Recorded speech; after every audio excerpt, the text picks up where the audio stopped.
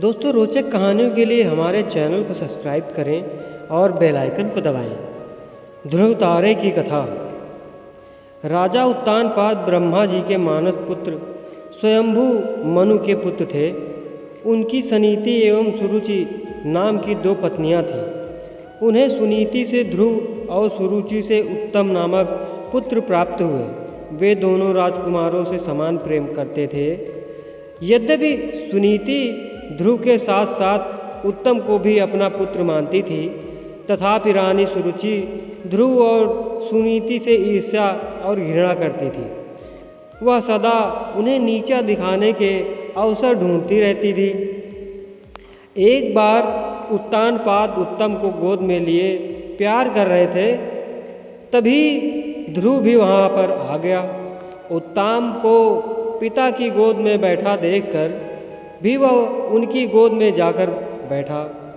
यह बात सुरुचि को नहीं जची। उसने ध्रुव को पिता की गोद से नीचे खींचकर कटु वचन सुनाए। ध्रुव रोते हुए माता सुनीति के पास गया और सब कुछ बता दिया। वह उसे समझाते हुए बोली, वत्स, भले ही कोई तुम्हारा अपमान करे, किंतु तुम अपने मन में दूसरों के लिए मंगल की इच्छा कभी मत करना। जो मनुष्य दूसरों को दुख देता है, उसे स्वयं ही उसका फल भोगना पड़ता है। पुत्र, यदि तुम पिता की गोद में बैठना चाहते हो तो भगवान विष्णु की आराधना कर उन्हें प्रसन्न करो। उनकी कृपा से ही तुम्हारे पितामह स्वयंभू मनु को दुर्लभ लौकिक और अलौकिक सुख भोगने के बाद मोक्ष की प्राप्ति हुई थी। इसलिए पुत्र, तुम भी उनकी आराधना में लग जाओ।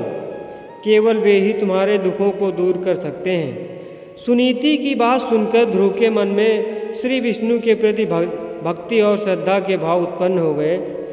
वह घर त्याग कर वन की ओर चल पड़ा। भगवान विष्णु की कृपा से वन में उसे देवर्षि नारद दिखाई दिए।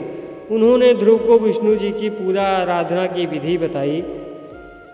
ध्रुव ने यमुना के जल में स्नान किया और निराहार रहकर एकाग्र मन से श्री विष्णु जी की आराधना करने लगा।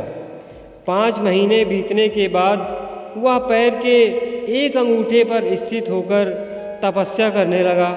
धीरे धीरे उसका तेज बढ़ता गया। उसके तप से तीनों लोग कंपायमान हो उठे। जब उसके अंगूठे के भार से पृथ्वी दबने लगी, तब भगवान विष्णु भक्त ध्रुव के समक्ष प्रकट हुए और उसकी इच्छा पूरी की।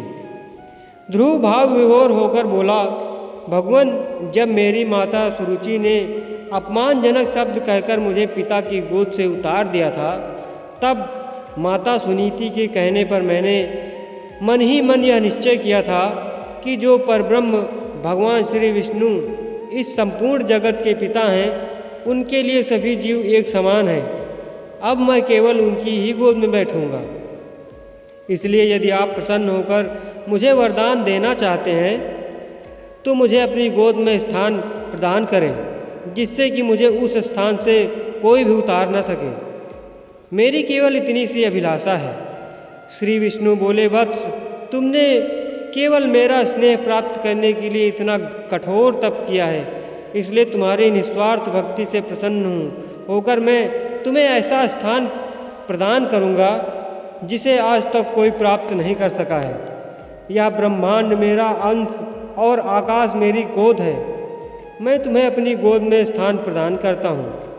आज से तुम ध्रुव नामक तारे के रूप में स्थापित होकर ब्रह्मांड को प्रकाशमान करोगे। इसके आगे श्री विष्णु ने कहा, तुम्हारा पद सप्त ऋषियों में भी बड़ा होगा और वे सदा तुम्हारी परिक्रमा करेंगे। जब यह ब्रह्मांड रहेगा, कोई भी तुम्हें इस स्थान से नहीं हटा सकेगा।